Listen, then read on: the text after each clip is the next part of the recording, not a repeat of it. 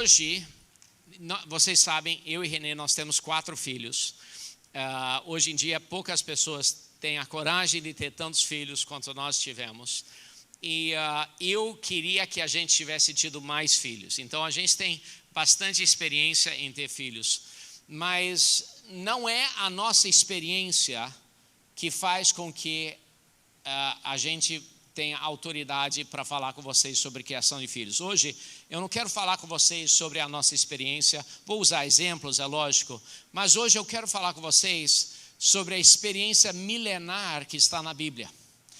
E hoje em dia, de repente, algumas das coisas que eu vou falar hoje vai ter alguns conflitos com o pensamento de hoje em dia. De repente, algumas coisas que eu vou falar hoje vai conflitir com algumas das filosofias de psicólogos, algumas das coisas que hoje em dia são as coisas que meio que são aceitas por psicólogos.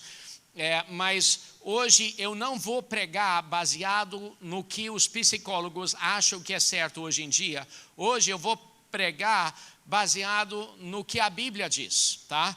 Porque eu não sou psicólogo, eu sou pastor.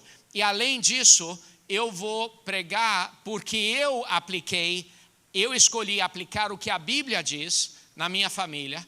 E eu posso dizer que na minha criação, o que a Bíblia diz foi aplicado na minha criação, e de forma geral deu certo comigo. E de forma geral deu certo com os meus filhos. E deixa eu fazer uma pergunta para você.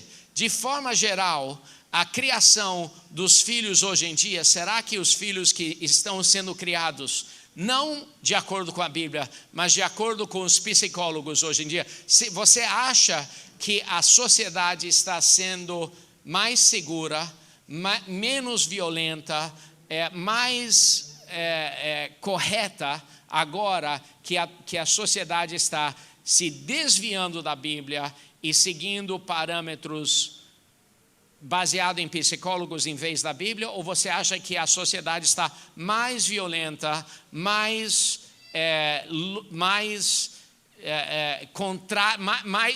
uma sociedade mais violenta? Eu creio que está mais violenta. Só olhar para as estatísticas. Então, hoje, se eu falar alguma coisa hoje que aparenta ser contrário a alguma coisa que você já ouviu algum psicólogo falar, ou se eu falar alguma coisa que aparenta ser contrário a alguma coisa que você ouviu que é a lei, tá bom? Se eu falar alguma coisa que é contrário, por exemplo, a lei da palmada de 2014, tá?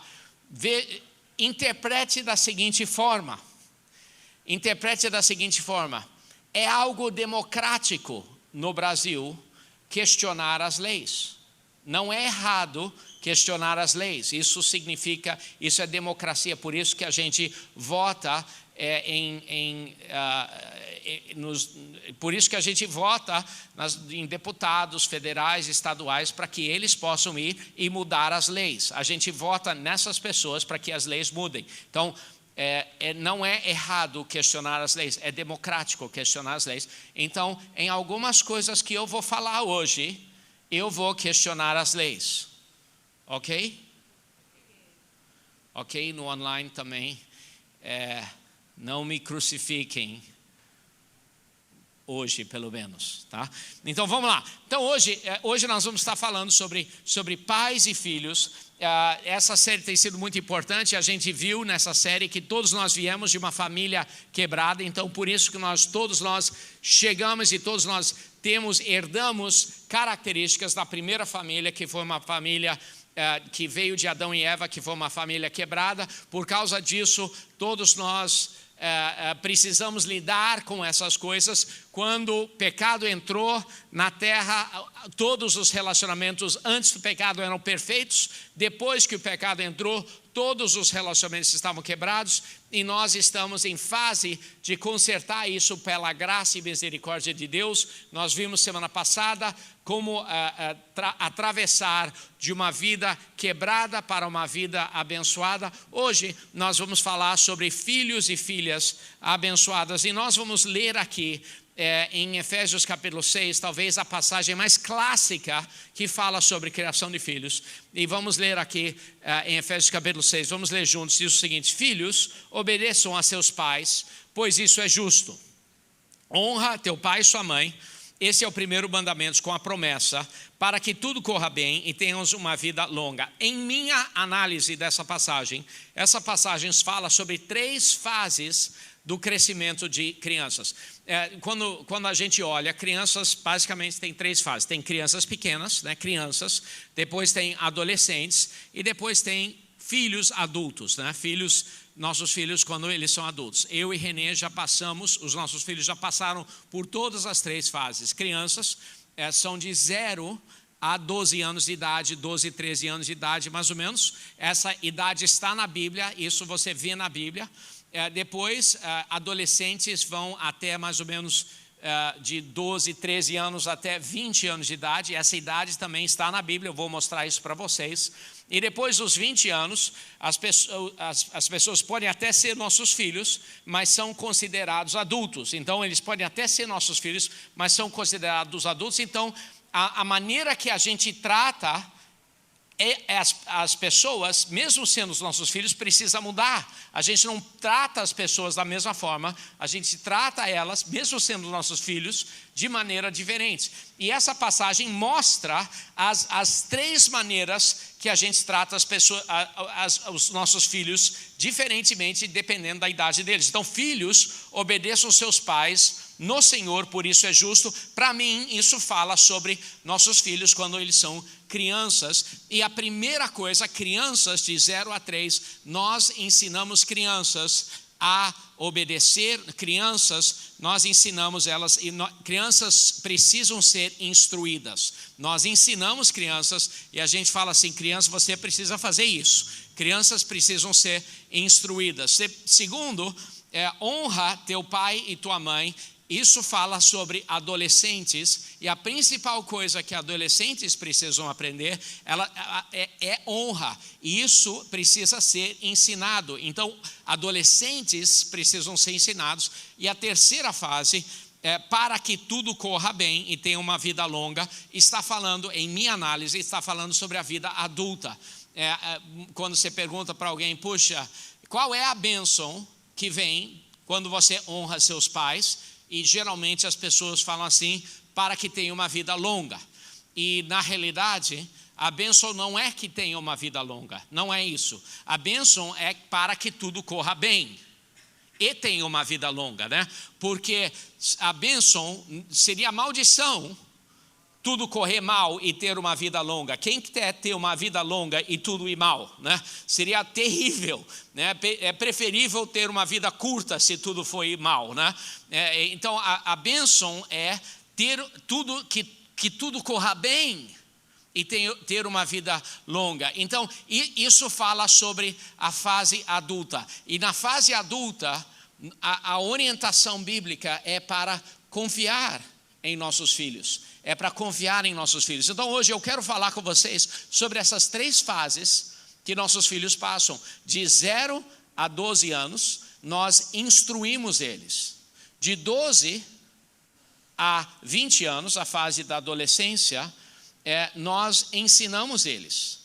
De 20 para cima, nós confiamos neles. E eu quero falar sobre essas 3 fases com vocês. Nós vamos mergulhar um pouco mais a fundo nessas 3 fases. Então vamos falar sobre a primeira fase. Crianças são instruídas. Olha esse versículo em Efésios 6, 4. Pais, não irritem seus filhos, antes criem-nos segundo a instrução e o conselho do Senhor. Pais, não irritem seus filhos, antes criem-nos segundo a instrução e o conselho do Senhor. Quando nossos filhos são crianças, eles precisam ser instruídos. Agora, instrução é algo que leva tempo, tá? Instruir um filho significa corrigir, significa que você está falando assim: filho, é dessa forma, filho, tem que ser assim. Por quê? Porque eu disse. Por quê? Porque eu falei. Por quê? Porque é assim. Você está instruindo o filho. De 0 a 12 anos você está falando assim porque. Por quê? E eu cansei de falar com meus filhos, quando eles crianças, eu cansei de falar assim, quando eles começam a argumentar, eu cansei de falar assim: ei! Quem é a criança? Ei, quem é a criança? Aí eles falam assim: eu sou a criança. Quem é o pai? E eles falam assim: você é o pai. Ok. Agora faz o que eu mandei. Ok. É assim que é instruir uma criança de 0 a 12 anos. Tem que instruir as crianças. Olha em Provérbios 22, versículo 6. Instrua a criança segundo os objetivos que você tem para ela. E mesmo com o passar dos anos, não se desviará deles. Instrução é algo ativo, não é passivo. E instrução é algo que leva tempo, não pode ser passivo. Significa que, pai, se você vai ter um filho, pai, escute, mãe, se você vai ter um filho, significa que você não pode ser passivo nisso, especialmente na fase de 0 a 12 anos. Você vai ter que ter, significa que se seu filho tem um episódio que precisa de instrução, você vai ter que parar de assistir o seriado que você está assistindo e você vai ter que ter um momento de instrução com seu filho. Você não pode ser preguiçoso. Sabe, a pior coisa que tem é um pai ou uma mãe que está ocupado demais para instruir o seu filho. Sabe o que acontece com isso? Filhos que têm grandes problemas, filhos que cresceram mal, que cresceram errados, que cresceram desviados. Filhos precisam ser instruídos e treinados. Então vamos falar sobre o que significa isso. Agora, eu falei que eu ia falar sobre a lei da palmada, né? A lei da palmada no Brasil, em muitos países tem uma lei similar. No Brasil tem uma lei da palmada que foi escrita em 2014, tá?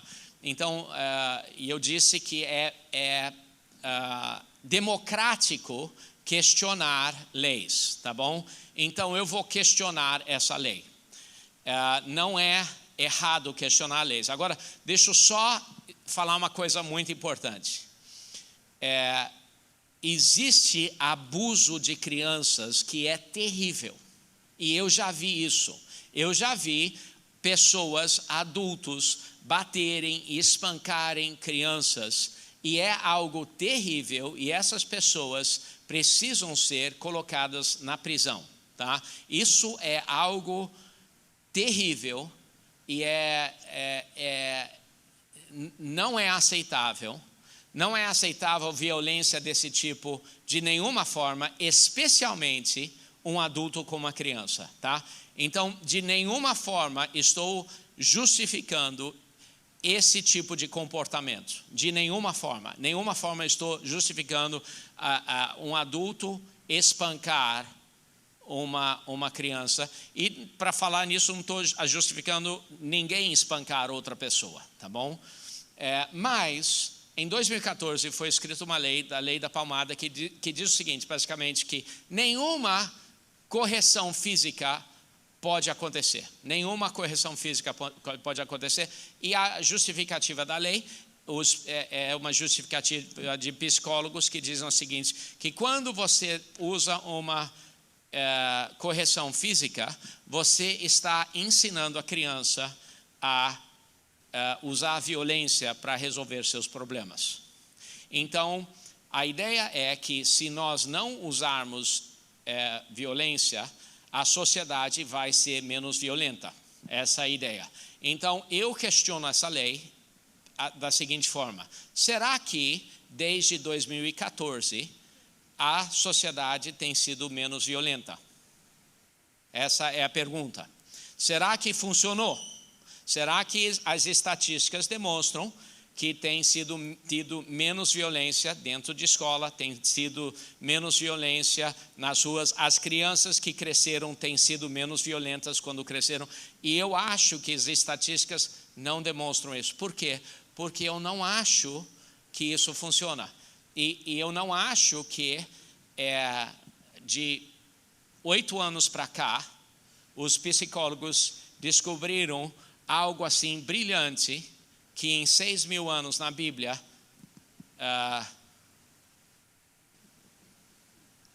6.000 anos na Bíblia, ensina diferente. Olha o que diz aqui em Provérbios 23:13, diz o seguinte: não evite disciplinar a criança, se você a castigar com a vara, ela não morrerá. É o que diz. Agora, não sou eu, tá? Eu não estou dando assim, e deixa eu dizer uma coisa aqui. Eu não estou justificando, espancar, e eu não estou dizendo que toda vez precisa ser assim, e eu não estou dizendo que toda criança necessita disso, mas algumas crianças, vamos lá, castigue-a você mesmo com a vara, e assim a livrará da sepultura. E no original, a palavra é o inferno. Agora, se a Bíblia diz que corrigir uma criança fisicamente pode corrigir ela, pode salvar ela do inferno, e um manual de um psicólogo diz que não é bom fazer isso, só aqui entre eu e você, eu prefiro confiar na Bíblia do que um manual que foi escrito 10 anos atrás, ou 5 anos atrás, ou 2 anos atrás. Tá bom? Agora, eu estou sendo corajoso aqui, isso aqui está indo para a internet, eu não sei o que vai acontecer, mas com muito cuidado, não estou justificando espancar ninguém. Eu vou, e por favor, escute o resto da minha pregação. Olha aqui em Provérbios 13:24, quem nega castigar o seu filho, não o ama. E no original aqui diz assim, odeia.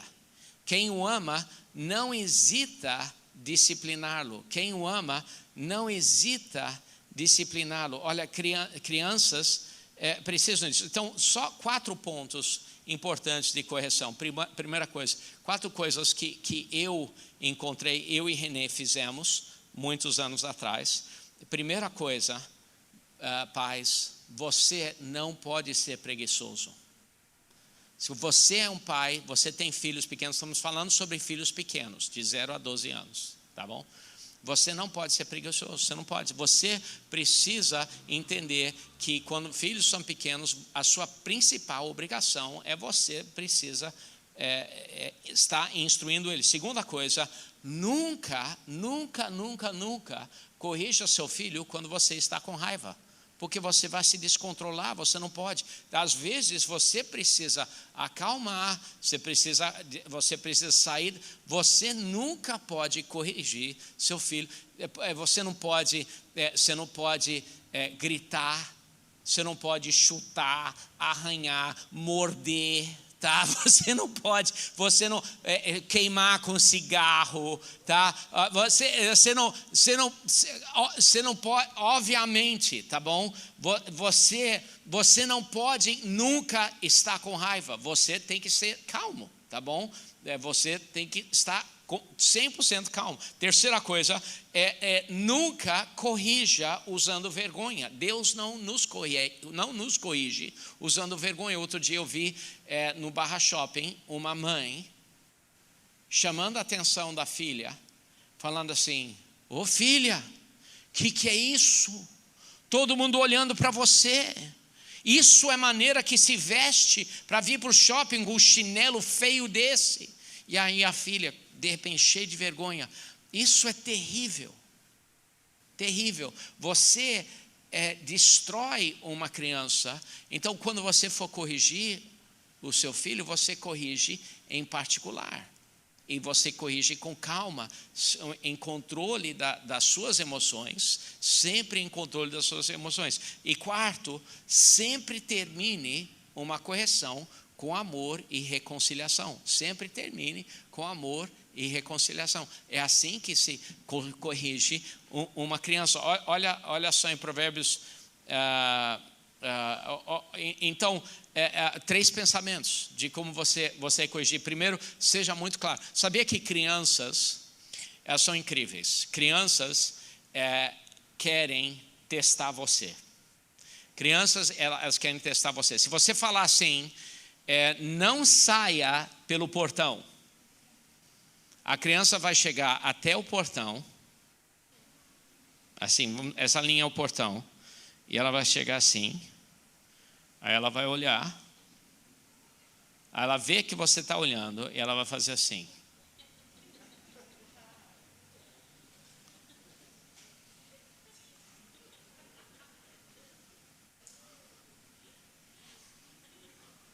Ela vai, já viu? Ela vai fazer assim, ela vai testar o limite de tudo, ela vai testar o limite de tudo. E é o que ela faz. Todos os meus filhos constantemente testaram o limite de tudo. E se você perder, o que aconteceu? A sua autoridade foi minada. E o que aconteceu? Você perdeu a oportunidade de ajudar eles numa situação muito importante no futuro. O portão não era importante, mas a sua autoridade era. A sua autoridade era, porque um dia, quando essa pessoa decidir sair quando ela for adolescente e ela quiser sair com marginal e você falar não, você não tem autoridade por causa da situação no portão quando ela tinha 5 anos de idade. Entende? A sua autoridade foi quebrada por causa daquele tempo. Então, eu e René, nós decidimos ser claros com os nossos filhos e nós implementamos algo, vocês vão ficar chocados com isso. Mas nós implementamos algo que é chamado de obediência à primeira vez. Então, a gente implementou o seguinte: filho, a gente vai falar uma vez. E você, quando a gente fala, você faz. E se você não fizer, aí vai ter a consequência, né? A gente não vai falar assim, eu já falei. Não, se eu já falei, eu não preciso falar que eu já falei. Já é a consequência, né? Então, se a gente falou, desobedeceu, já tem a consequência. Eu não preciso falar de novo. Então, eu falei assim, não saia pelo portão. Já fez isso aqui? Já foi? Tudo bem. Maica, vem cá, vamos lá para o seu quarto. Mas por que, papai? Não, você sabe por quê. Você sabe por quê. Não, você sabe por quê. Vão ser 3, tá? Mas aí ele sempre tenta uma negociação. Ok, pai, mas antes podemos conversar? Podemos conversar? E tem uma conversa, e sempre quer ter uma conversa. Não tem conversa, você sabe. E é calmo.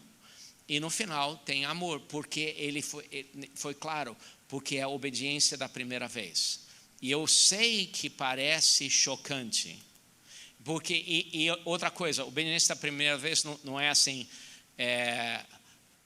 eu estou falando, eu vou contar até 3. 1, 2, 3, né? Tem o I. Aí você fala assim, eu já disse, vamos lá, faz. Olha, eu estou dizendo, agora, aí você fala assim, não, mas agora eu estou sério. Aí você fala assim, eu vou contar até 3, aí começa tudo de novo. Você já perdeu a autoridade. E quando você perde a autoridade, não é o importante, não é o seu filho comer ou beber o leite dele. O importante é que você perdeu a autoridade e quando ele for adolescente e você precisar que ele obedeça a algo importante, ele não vai obedecer, porque quando ele tinha 5 anos, você perdeu a autoridade com ele. Vocês estão entendendo? Porque você não implementou obediência da primeira vez.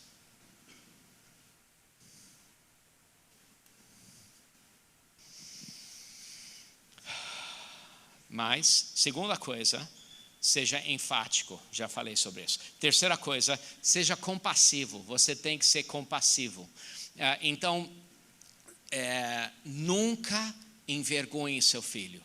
De forma nenhuma. Tá? Então não faça nada em público, não envergonhe ele. Deus não nos envergonha. Nunca chame a atenção dele na frente dos filhos. Nunca manipule uma situação. Nunca tente machucar ele no coração dele. E sempre após a correção, sempre gere um momento de reconciliação, ou seja, você sempre procura um momento para restaurar, um abraço, você sempre demonstre que a correção terminou, né? Ou seja, você não fica assim de mal 3 dias, é terrível isso. Você mostra que a correção terminou, você está tudo bem, vamos lá, vamos brincar, vamos fazer isso, vamos aqui, um abraço. Você tem que demonstrar que o período de correção terminou. Por quê? Porque Deus nos perdoa e aí está tudo bem com Deus. E nós temos que demonstrar isso para os nossos filhos também, que está tudo bem, tá? E leva tempo. Então assim é instruir os nossos filhos. Vamos lá, sobre adolescentes. Adolescentes é totalmente diferente. Adolescentes, você precisa ensinar. Adolescentes têm de 13 a 19 anos. Olha só em Efésios 6:4, de novo. Pais, não irritem seus filhos, antes criem-nos segundo a instrução e conselho ou ensinamento no Senhor. Olha aqui em Deuteronômio 4:9. Apenas cuidado, muito cuidado, para que vocês nunca se esqueçam das coisas que seus olhos viram. Conservem-nas na memória por toda a sua vida. Contem-nas ou ensinem-nas a seus filhos e seus netos. Olha, Deuteronômio 6:7. Ensine-as com persistência aos seus filhos. Na época judaica, tinha uma idade de 12 a 13 anos em que filhos se tornavam adolescentes. Tem uma fase de amadurecimento que acontece a 12 anos. E é interessante que é justamente a idade, como vocês sabem, que Jesus meio que se perdeu da família dele, tinha 12 anos. Né? Os pais foram lá para Jerusalém, tem essa história aqui, em Lucas 2:42, olha o seguinte.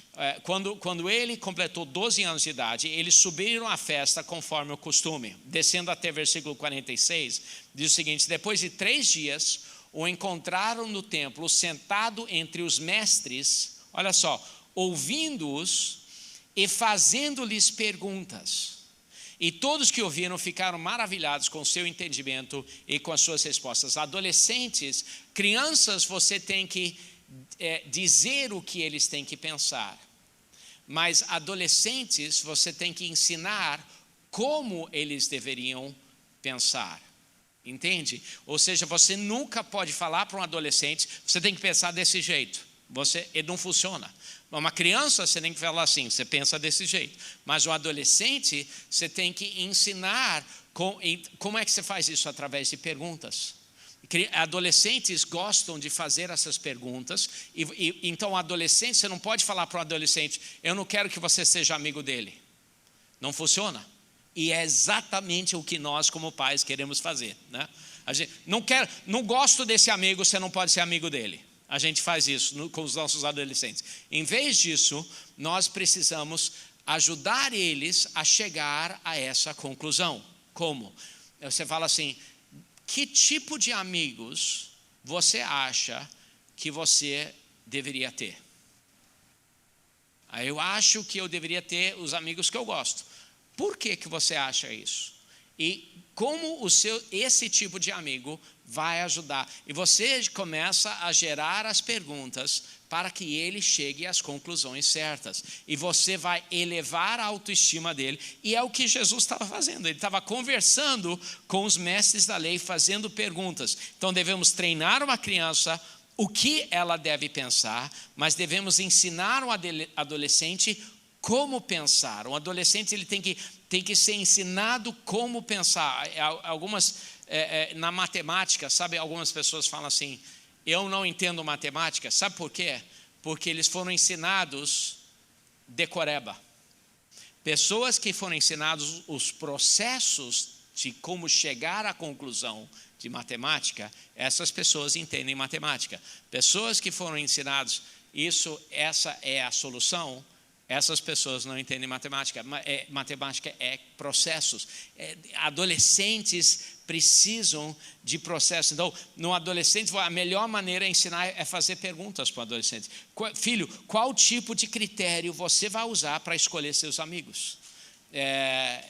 Outra pergunta, você pensa que as suas escolhas de hoje vai afetar o seu futuro? Aí você faz ele pensar.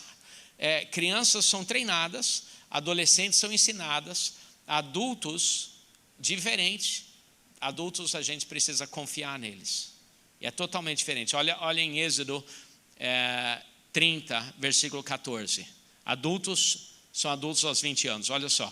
Todos os alistados da idade de 20 anos para cima darão essa oferta. Ou seja, em Êxodo, começavam a ofertar ou começavam a dar imposto aos 20 anos. Porque em 20 anos, biblicamente, alguém é adulto. Em Números 1:3, você e Arão contarão com todos os homens que possam servir no exército de 20 anos para cima. Ou seja, biblicamente, de 20 anos para cima, os homens serviam no exército, porque de 20 anos para cima é um adulto. Quando o seu filho é de 20 anos para cima, você começa a tratar diferente de novo. Sabe o problema? Muitos de nós tratamos os nossos filhos de 20 anos como se eles tivessem 15. E aí eles nunca amadurecem e geram problema de novo. Constantemente um problema de novo, constantemente. Então, hoje em dia, muitos filhos não têm relacionamento com os pais. Sabe por quê? Porque não querem falar com os pais, porque tem medo que os pais vão se meter nas coisas deles. Sabe por quê? Porque os pais vão se meter nas coisas deles. Eu falo com meu pai sobre tudo. Sabe por quê? Porque meu pai é muito cuidadoso para me aconselhar, mas para não me mandar fazer nada. Porque eu tenho mais do que 20 anos. E eu sou muito cuidadoso com meus filhos, que têm mais do que 20 anos, para aconselhar eles, mas não para mandar eles fazerem nada. Porque eles são adultos. E eles vão ter que decidir e assumir o peso da decisão deles. Eles vão assumir o peso financeiro, assumir todos os pesos da decisão deles. Eu não vou resolver o problema deles. Eles vão ter que resolver o problema deles. Alguém se sente abençoado com essa palavra?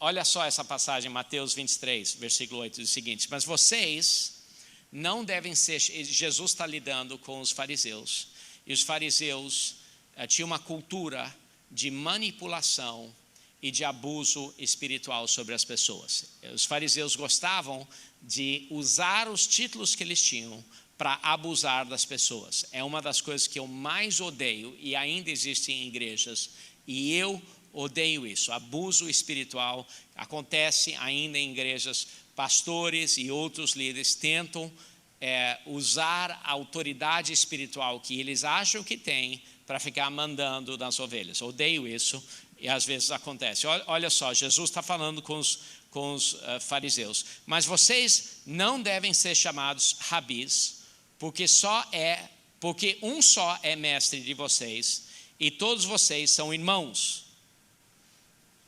E ninguém na terra chamem pai, porque vocês só têm um pai, aquele que está nos céus. Tampouco vocês devem chamar chefes, Porquanto vocês têm um chefe, o Cristo. E aqui está falando sobre, eu acho, a Trindade. Está falando, vocês só têm um Rabi, um que ensina, é o Espírito Santo.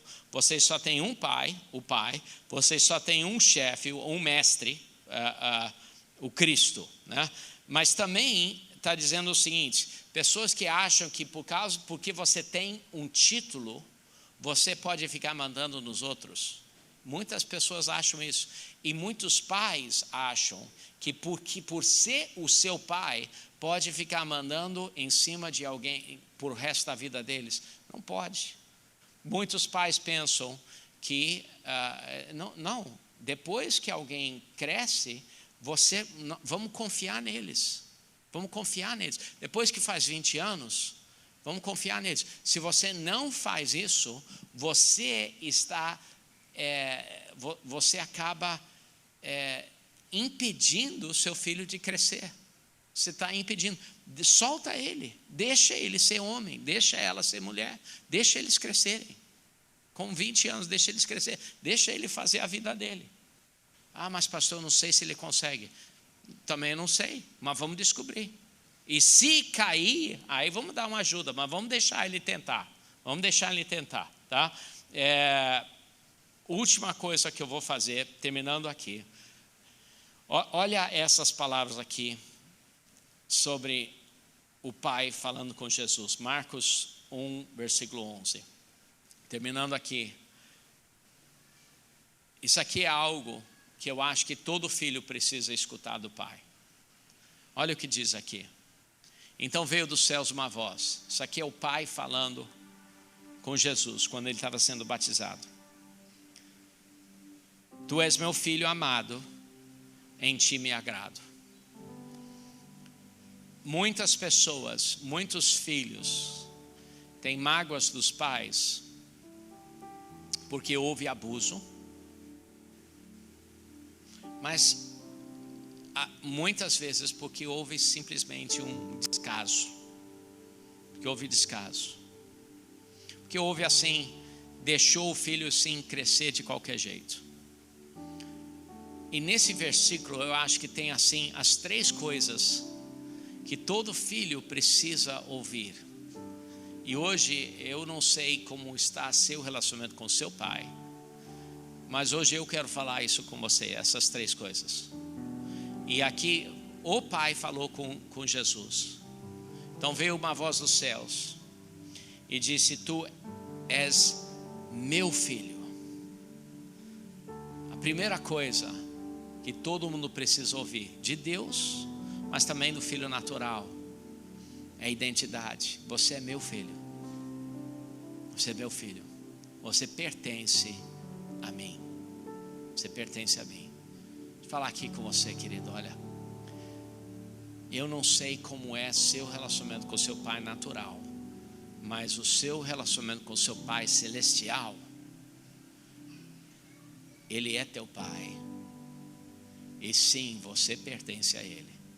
Tu és o filho dele. Você pertence a ele. Segunda coisa, você é o filho dele, mas você é um filho amado. Você não é só dele, mas você é aceito. Você é amado. Você tem identidade, mas você tem aceitação. Ele te aceita. Você não é só dele, mas você é o favorito dele. Ele te aceita, você é amado. E a terceira coisa, em ti me agrado. Terceira coisa que todo filho precisa ouvir do pai: eu estou orgulhoso de você. Em ti eu me agrado. Em ti eu me agrado. Escuta aqui, filhos e filhas. Essas 3 coisas eu declaro aqui sobre vocês, tá? Você tem identidade em Cristo. Vocês pertencem a Ele. Vocês pertencem a Ele. Segunda coisa, Ele te ama. Ele se agrada de você. Ele se agrada de você. E a terceira coisa, Ele se orgulha de você. Ele se orgulha de você. Em ti me agrado. Queria orar por você hoje. Todo olho fechado, toda a cabeça baixada. Se você está aqui hoje, você diz: pastor,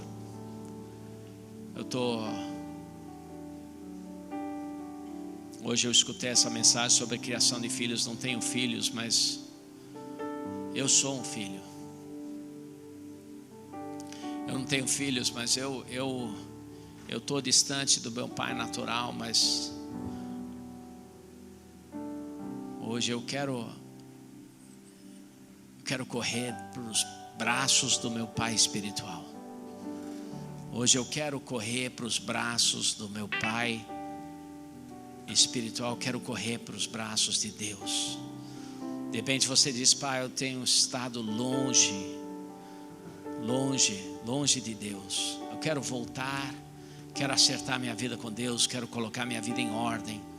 Se essa pessoa é você, você diz: pastor, estou desviado, estou afastado, preciso acertar minha vida com Deus. Todo olho fechado, toda a cabeça baixada.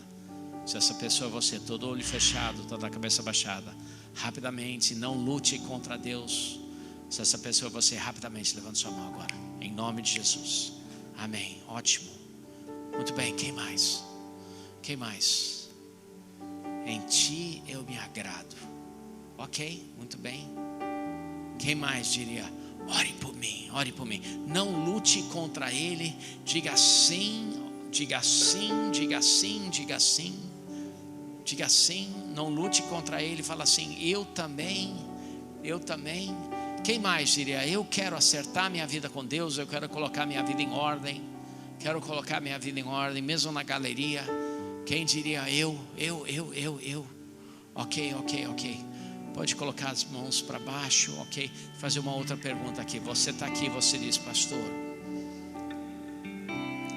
eu quero oração pelo meu relacionamento com os meus filhos, ou pelo meu relacionamento com os meus pais. Eu quero oração pela minha família. Eu quero ver meus filhos atingirem 100% do chamado deles. Nós estamos aqui na série We Are Family. Eu quero ver meus filhos atingirem tudo que Deus tem para a vida deles. Eu quero oração para minha família. Se essa pessoa é você, você fala assim: pastor, ore por mim, eu quero orar pela minha família. Eu quero orar por minha oração por minha família. Se essa pessoa é você, rapidamente levante sua mão agora, em nome de Jesus. Amém, em nome de Jesus. Levante suas mãos. Amém. Vamos ficar de pé agora. Vamos ficar de pé enquanto nós cantamos esse louvor.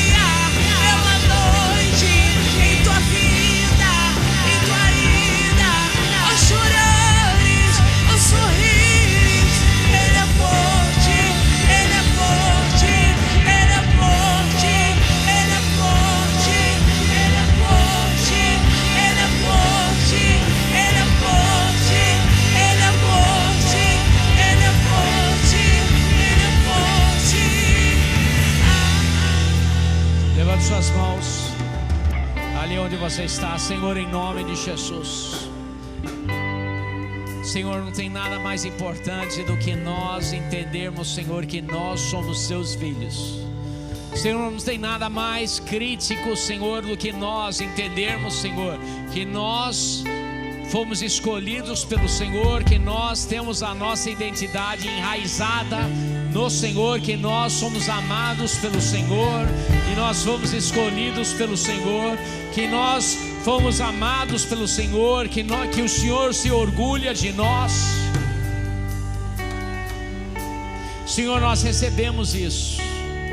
Queridos, repita comigo essa oração. Diga o seguinte, mesmo você no online, repita comigo, diga o seguinte: Senhor Jesus, obrigado por essa palavra.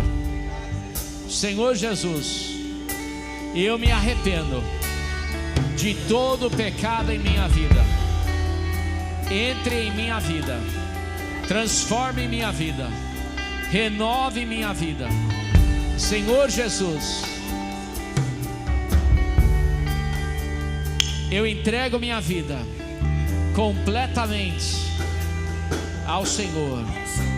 E Senhor Jesus, obrigado, me enche com sua alegria, em nome de Jesus.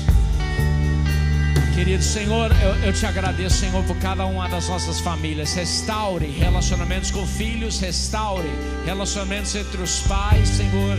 Senhor, cure, Senhor, relacionamentos, cure feridas, Senhor.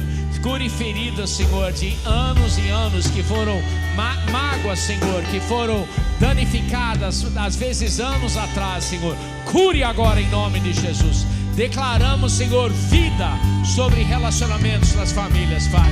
Em nome de Jesus, Senhor. Declaramos vida, declaramos bênção, declaramos restauração, declaramos transformação, Pai. Em nome de Jesus, em nome de Jesus, em nome de Jesus. Oh.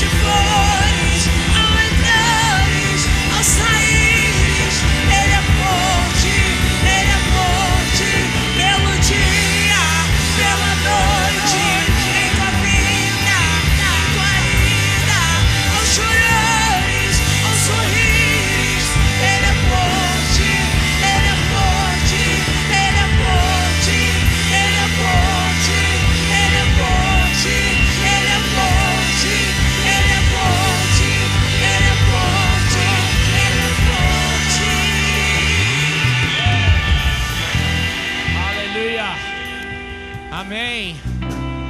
Olha, essa semana vai ser uma semana fantástica, incrível. Deus vai tocar poderosamente na sua vida, na sua família. Mais uma semana da série We Are Family, mais uma semana só. Depois vamos ter mais uma série incrível, tá? Mais uma série incrível, tá? Então essa semana fique de olho aberto para os milagres que Deus vai fazer. Amém? Levante suas mãos. Pai, eu te agradeço por cada pessoa aqui nesse lugar, cada pessoa no online, Senhor, cada pessoa lá na nossa igreja em Juiz de Fora, Senhor, no online também, Pai. Senhor, que a graça do Senhor Jesus Cristo, o amor de Deus, a comunhão do Espírito Santo esteja com vocês todos, hoje, para sempre, em nome de Jesus. Amém.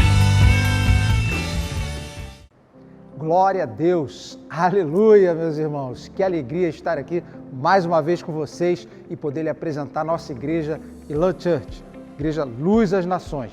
Sou Paulo, pastor do Campus Online, e eu quero que você continue participando dos cultos através do nosso site elanchurch.online ou através das outras plataformas digitais do Facebook e do YouTube. E o mais importante, você participe nos comentários, escrevendo, falando conosco. Se você é novo aqui, escreva ali, novo aqui, para que a gente possa te identificar e te conhecer melhor. Nós queremos falar com você. Esse é um tempo maravilhoso em que Deus tem derramado suas bênçãos sobre nós e quero que você venha fazer parte disso conosco, com uma família espiritual. Quero que você venha conhecer amigos e irmãos para que você tenha uma caminhada alicerçado em amizades verdadeiras de pessoas que vão contribuir para edificar a sua vida. E eu tenho um convite muito especial para você. Quero que você venha fazer parte dos nossos grupos de comunhão, que nós chamamos na Irlanda de GT, grupo de temporada. É também conhecido como grupo caseiro, grupo doméstico ou célula.